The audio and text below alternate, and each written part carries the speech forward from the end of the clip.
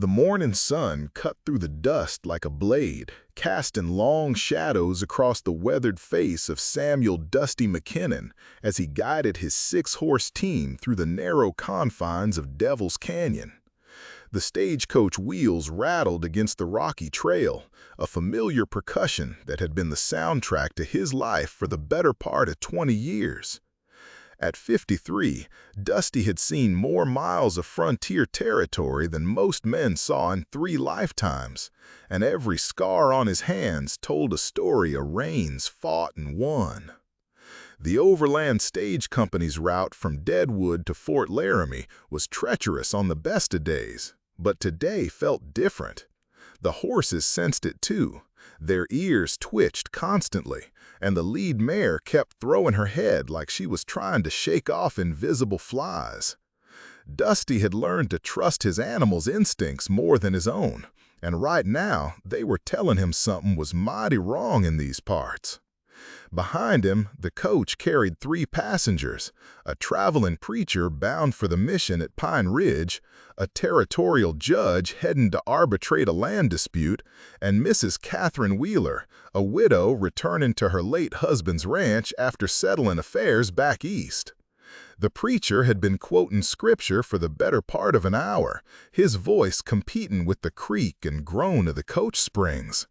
The judge sat in stoic silence, occasionally consulting his pocket watch as if he could will the journey to move faster. Mrs. Wheeler kept her face turned toward the window, watching the canyon walls rise around them like the ribs of some ancient beast. "Driver," called the preacher from within the coach, "how much farther to the way station?" "Another hour, maybe 2 if these rocks keep giving us trouble," Dusty called back, though his attention was fixed on something ahead that made his blood run cold. At first, it looked like a bundle of rags caught on a boulder beside the trail. Then he saw the feathers, the beadwork, and the unmistakable copper skin of a human hand reaching toward the sky. "Whoa there, easy now," he murmured to his team, pulling them to a gradual stop about 30 yards from what was clearly a man lying motionless beside the path. Dusty's hand instinctively moved to the Winchester rifle secured beneath his seat. 20 years of driving these routes had taught him that trouble in the wilderness comes in many forms, and a lone figure, Indian or otherwise, could be bait for an ambush. "What's the delay?" demanded the judge, poking his head out the coach window. "Somebody up ahead needs attending to," Dusty replied, his eyes scanning the canyon rim for any sign of movement. The walls rose steep and jagged on both sides, creating perfect cover for anyone with hostile intentions.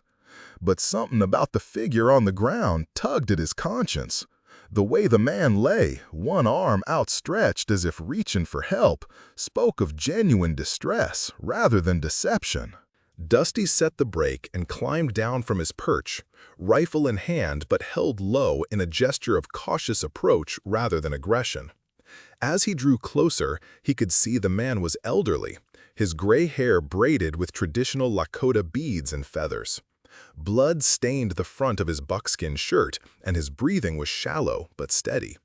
This was no young warrior posing a threat. This was an elder, and by the looks of his regalia, an important one. "Sir," Dusty called softly, kneeling beside the man, "can you hear me?" The elder's eyes fluttered open, dark and sharp despite his obvious pain. When he spoke, his English was careful but clear.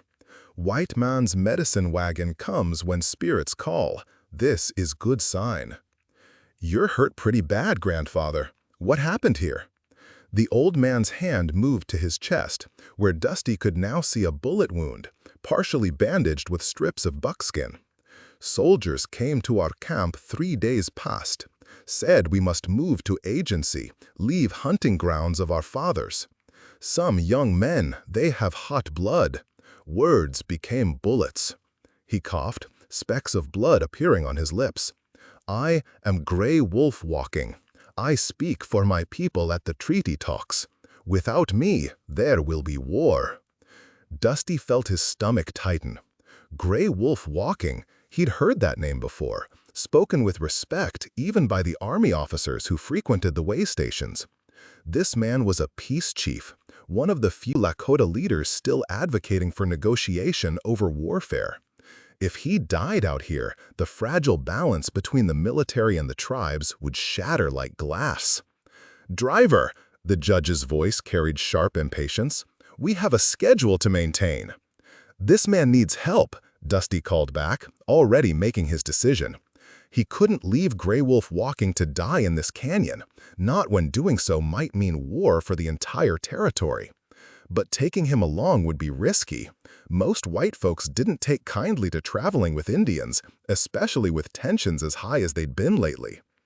Grey Wolf Walking gripped Dusty's arm with surprising strength. "You know who I am." "I do, and I'm not leaving you here to feed the vultures." The elder studied Dusty's face for a long moment. "Why would you risk this? Your people and mine, we are not friends in these times." Dusty thought of his own father, killed in a Cheyenne raid when he was barely 16. He thought of the countless stories he'd heard of atrocities on both sides, the cycle of violence that seemed to consume everything it touched. But looking into this old man's eyes, he saw something that transcended the hatred, a weariness, a desire for peace that matched his own. "Maybe that's exactly why I should," he said, slipping his arms under Grey Wolf Walking's shoulders and knees. "Can you hold on for a while?" "I have held on this long." Dusty half carried, half supported the injured chief back to the stagecoach, where his passengers had emerged to investigate the delay.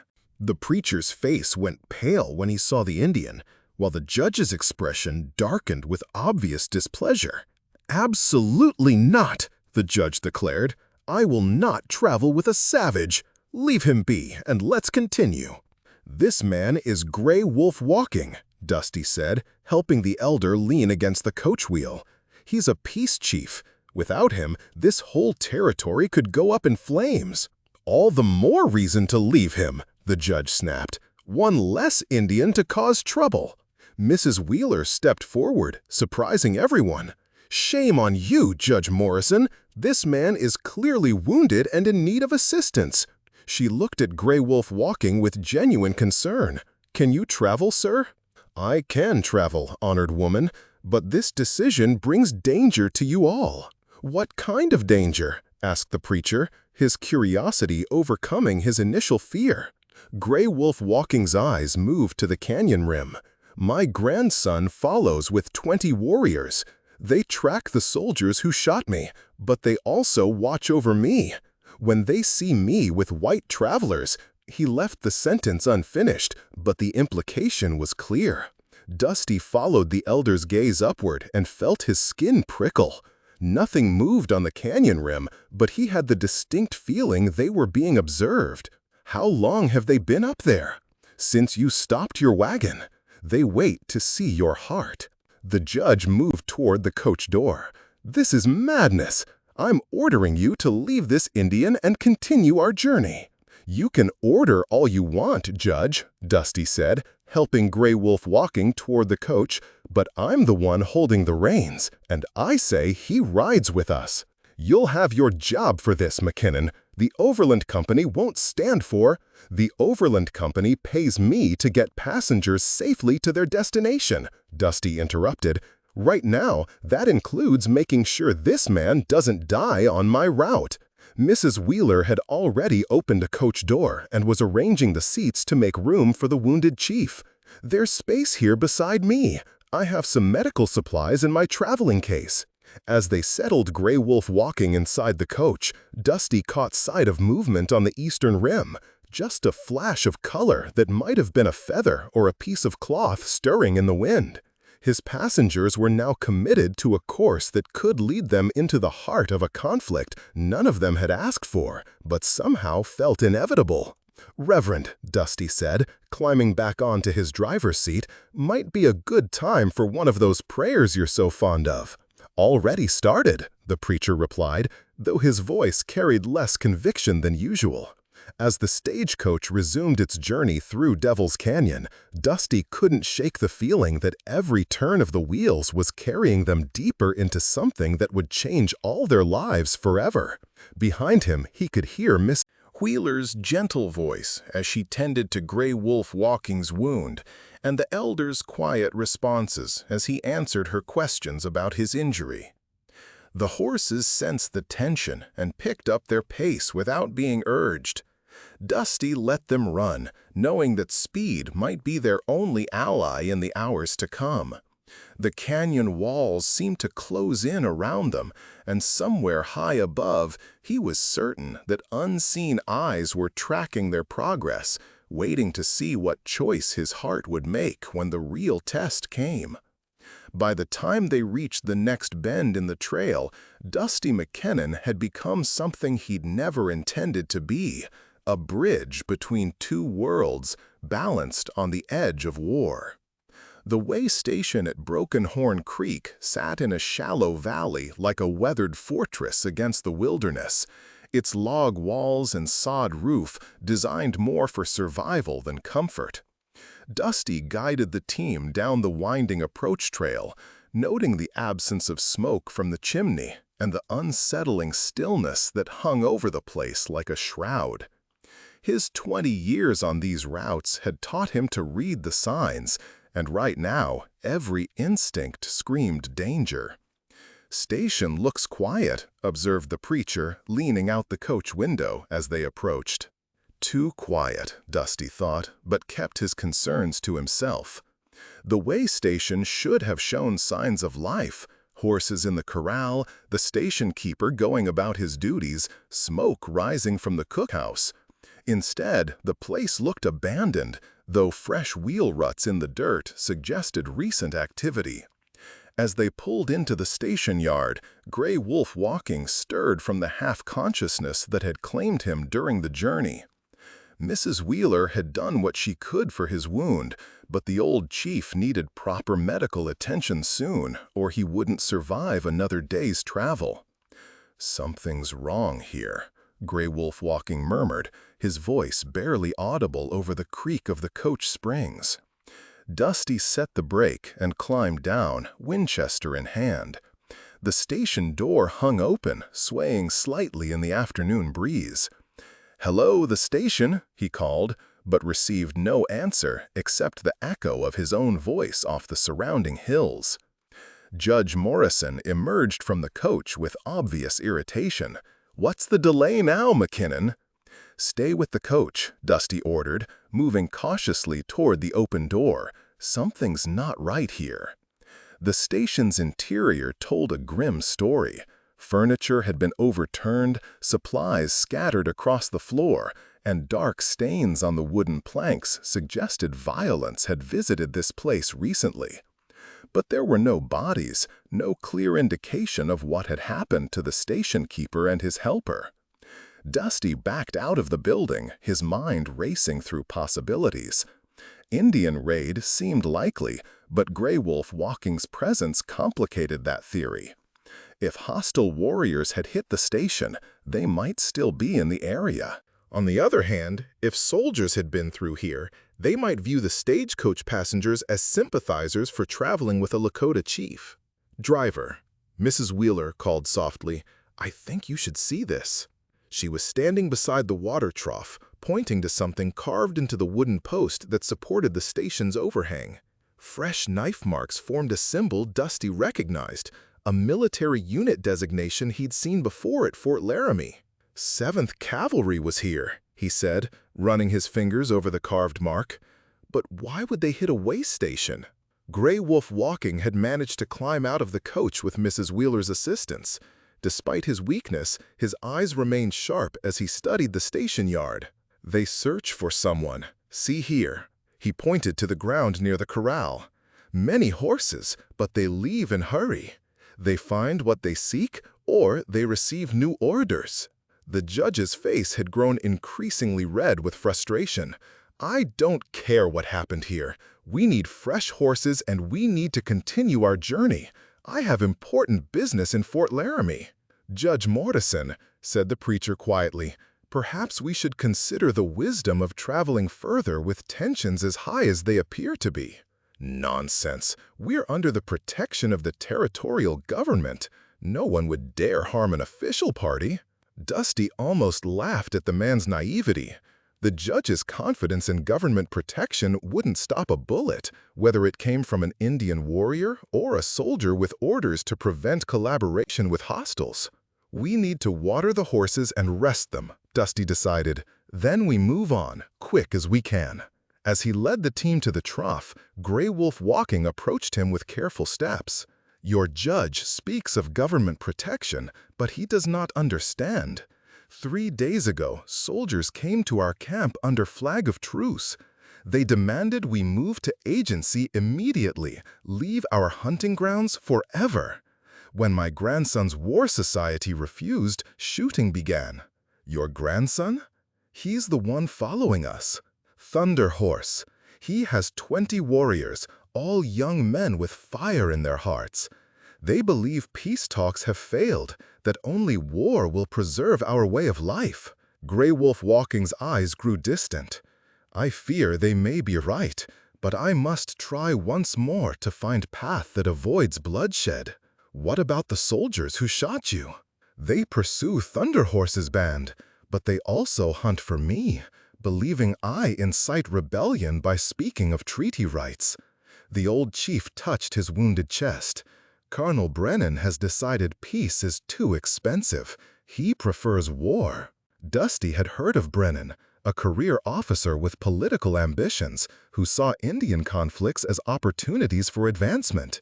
If Brennan was actively working against the peace process, then Grey Wolf Walking was indeed a marked man. There's something else, Mrs. Wheeler said, approaching them with a torn piece of fabric in her hand. I found this caught on the station door. The cloth was army blue, but stained with blood. Someone was hurt here recently. A new sound reached their ears, the distant thunder of approaching hoofbeats. Dusty shaded his eyes against the afternoon sun and counted at least a dozen riders coming hard down the valley trail.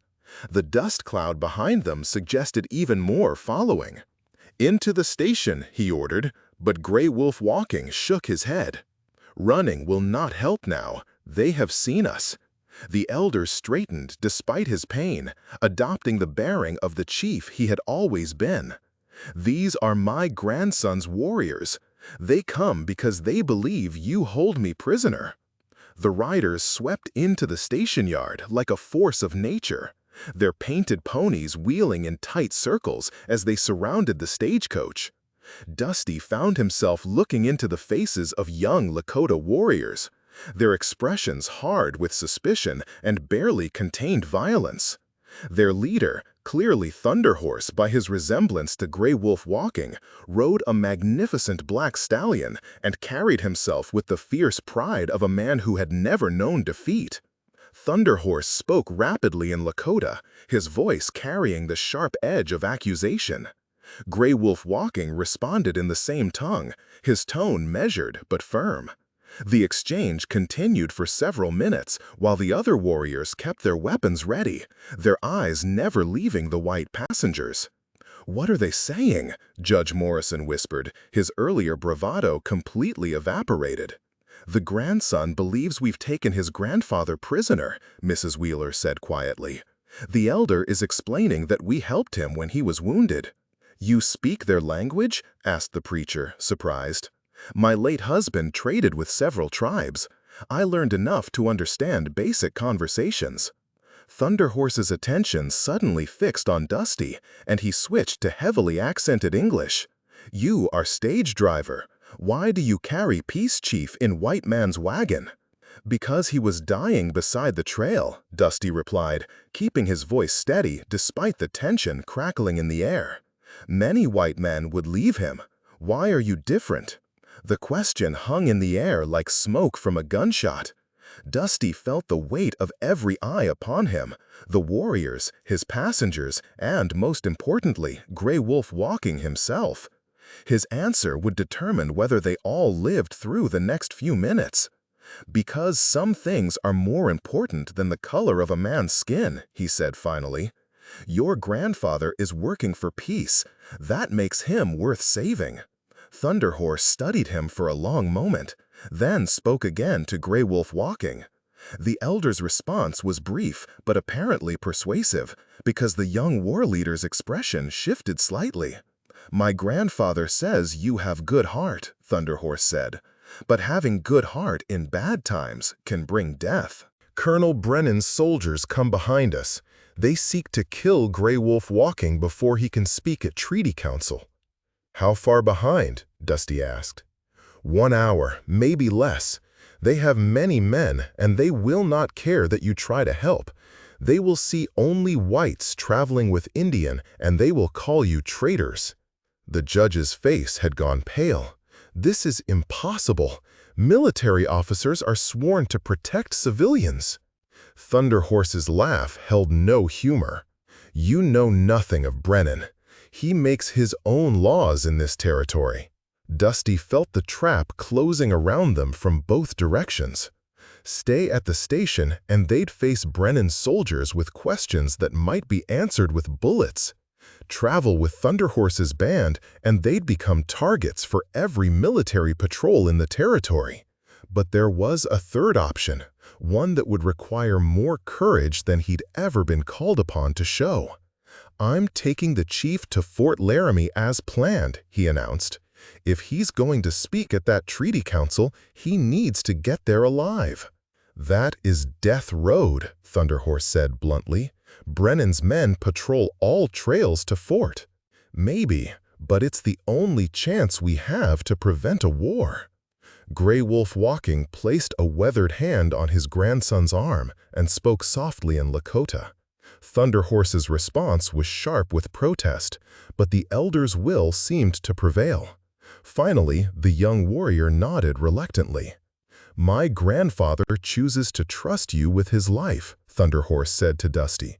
"But if he dies under your protection, there will be no peace in this territory. My warriors will paint themselves for war, and we will not stop until every soldier and settler has been driven from our lands." "I understand," Dusty replied, though the weight of that responsibility felt heavier than any load he'd ever carried. As Thunderhorse's band melted back into the hills as quickly as they had appeared, Dusty helped Grey Wolf Walking into the coach and prepared for the most dangerous journey of his life. Behind them, the dust cloud of approaching cavalry grew larger, while ahead lay a trail that might lead to either peace or the bloodiest war the territory had ever seen. The dice had been thrown, and there was no turning back now. The setting sun painted Devil's Canyon in shades of blood and gold as Dusty pushed his team harder than he'd ever dared before. The horses sensed the urgency in his hands on the reins, and they responded with the desperate courage of animals running for their lives. Behind them, the dust cloud of pursuing cavalry had grown steadily larger throughout the afternoon, while ahead lay the narrow passage through Cherokee Gulch, the last major obstacle before reaching the relative safety of Fort Laramie. Inside the coach, Grey Wolf Walking had grown weaker despite Mrs. Wheeler's careful ministrations. His breathing had become shallow and labored, and Dusty knew the old chief was running on willpower alone. The territorial judge sat in grim silence, finally understanding that his government position offered no protection in this lawless pursuit. The preacher clutched his Bible and murmured prayers that seemed to grow more fervent with each mile. "How much farther?" Mrs. Wheeler called up to Dusty, her voice tight with concern for her patient. "Cherokee Gulch is just ahead," Dusty replied, though he could see storm clouds gathering over the canyon rim. "After that, maybe 2 hours to the fort if we can keep this pace." As they approached the entrance to the gulch, Dusty felt his blood turn to ice water. The narrow passage was lined with warriors, not dozens, but hundreds. They stood motionless on the rocky outcroppings like bronze statues, their war paint gleaming in the dying light. "Sweet Jesus," breathed the preacher, "there must be 500 of them." Dusty pulled the team to a halt at the mouth of the gulch, his hand steady on the reins despite the hammering of his heart. He had never seen so many warriors gathered in one place, representing what appeared to be multiple tribes united in a common cause. This was no raiding party. This was an army. Thunder Horse appeared at the head of the canyon, riding slowly toward the stagecoach. His face was painted for war, black and red stripes that transformed his features into a mask of controlled fury. When he spoke, his voice carried the weight of final judgment. "Grandfather still lives?" "He lives," Dusty replied, "but he needs medicine and rest. Brannan's soldiers are 1 mile behind you. They have field cannon and many rifles. They come to kill Gray Wolf Walking and any who help him." Thunder Horse's eyes swept over the white passengers. "My war council has decided. If Grandfather dies, we make war on all whites in this territory. If he lives to speak at Treaty Council, we give peace one more chance." Gray Wolf Walking stirred in the coach and spoke weakly in Lakota. Thunder Horse listened, then looked back at Dusty with something that might have been respect. "He says you have shown honor when you could have chosen safety. For this, you and your passengers may pass safely through our lands. But Brennan's soldiers?" Thunder Horse's expression hardened. "They will find Cherokee Gulch a different place than they expect." The sound of approaching hoofbeats echoed off the canyon walls, dozens of cavalry horses being ridden hard. Colonel Brennan's force was closing fast, and they would reach the gulch within minutes.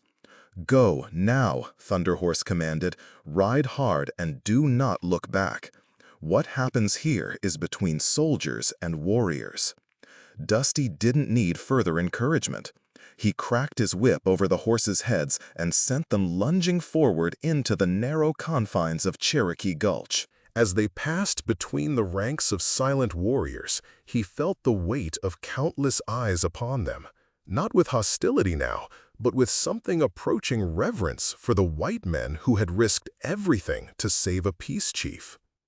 The gulch walls rose sheer on both sides, creating a natural corridor barely wide enough for the stagecoach. As they raced through the passage, Dusty could hear the warriors moving behind them, taking positions for what would surely be a devastating ambush. The sound of their war cries began to echo off the rocks, not the wild shrieking he had heard in stories, but a deep, rhythmic chanting that seemed to make the very stones tremble. They had almost reached the far end of the gulch when the first gunshots rang out behind them. Dusty urged his team to even greater speed as the sounds of battle erupted in their wake: rifle fire, war whoops, and the screams of horses and men. He forced himself not to look back, knowing that Gray Wolf Walking's life depended on reaching Fort Laramie alive. As they burst out of Cherokee Gulch into the open country beyond, Mrs. Wheeler leaned out the coach window. "Dear God," she whispered, staring back at the canyon mouth where smoke was already beginning to rise. "What have we done?" "We've given peace a chance," Gray Wolf Walking said weakly. "Whether it succeeds or fails, we have done what honor required." The battle behind them raged for nearly an hour as Dusty pushed his exhausted team toward the lights of Fort Laramie. The sounds gradually faded into the distance, but the smoke continued to mark the sky long after full darkness had fallen. By the time they reached the fort's gates, the horses were staggering with exhaustion, and Gray Wolf Walking had lapsed into unconsciousness. The fort's military surgeon worked through the night to save the peace chief's life, while Dusty and his passengers gave their account to the post commander. The telegraphs that flew back and forth between Fort Laramie and territorial headquarters painted a grim picture. Colonel Brennan's entire force had been destroyed in Cherokee Gulch, with the colonel himself among the dead. 3 days later, Gray Wolf Walking was strong enough to attend the treaty council that many had thought would never happen. Tribal representatives arrived from across the territory, drawn by word that the peace chief had survived Brennan's assassination attempt. The negotiations were long and difficult, but the presence of the elder who had risked everything for peace seemed to inspire both sides to find common ground.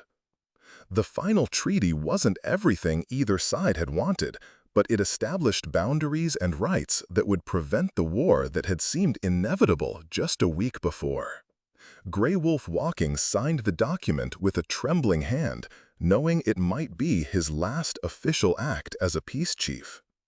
Afterward, as Dusty prepared to resume his regular route, Gray Wolf Walking approached him outside the fort's main gate. The old chief walked slowly, but under his own power, his eyes clear and alert despite his ordeal. "You saved more than one man's life," Gray Wolf Walking said. "You saved the lives of thousands who would have died in the war that now will not come." "I just did what seemed right," Dusty replied, uncomfortable with praise that felt too large for his actions. "That is the measure of true courage, doing right when it would be easier to do wrong." The elder placed a hand on Dusty's shoulder. "Thunderhorse has given word to all tribes. The stagecoach of Samuel McKinnon travels under our protection. No warrior will raise weapon against you or those you carry." Judge Morrison, preparing to board the coach for the return journey, overheard the conversation. "McKinnon, I owe you an apology. I thought you were a fool for risking our lives for a savage. I was wrong on both counts." "How's that, Judge?" "You weren't risking our lives, you were saving them. And Gray Wolf Walking is no savage. He's one of the most civilized men I've ever met." As the stagecoach pulled away from Fort Laramie, Dusty reflected on the week that had changed everything. The territorial newspapers would write about the Cherokee Gulch massacre and the peace treaty that followed, but they would never capture the real story: how a moment of simple human decency had prevented a war. Mrs. Wheeler, riding beside him on the driver's seat for the return journey, seemed to read his thoughts. "Do you think the peace will hold?" "For a while, maybe," Dusty said, watching the prairie stretch endlessly ahead. "Long enough for folks on both sides to remember that we're all just trying to make a life in this hard country." Behind them, the mountains gradually disappeared into the haze of distance. But the memory of 500 warriors standing silent in Cherokee Gulch would stay with him forever. They had been prepared to go to war for their chief, but in the end, they had chosen to honor the courage of the white men who had saved his life. Samuel Dusty McKinnon continued driving the Deadwood to Fort Laramie route for another 15 years, and in all that time, his stagecoach was never once attacked by Indian raiders. The story of how he had saved Gray Wolf Walking became legend throughout the territory, passed down through generations as proof that even in the darkest times, courage and compassion could prevail over hatred and fear. The canyon walls still echo with the memory of that day, when 500 warriors lined Cherokee Gulch, not to make war, but to honor peace.